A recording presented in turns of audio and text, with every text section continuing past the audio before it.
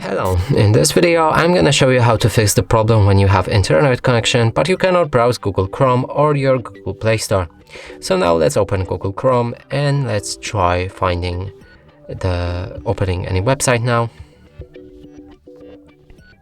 As you can see, the website doesn't load. We try, but the same. Now let's move to the Google Play Store and it's the same thing.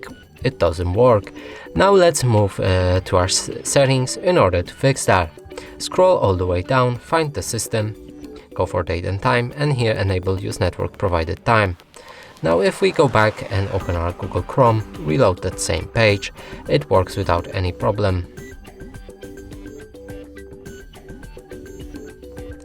And the same is with Google Play Store. Now it opens and we can download any app. And that's it for this video. Hope you like it. Please consider subscribing to our channel, leave a like and a comment below.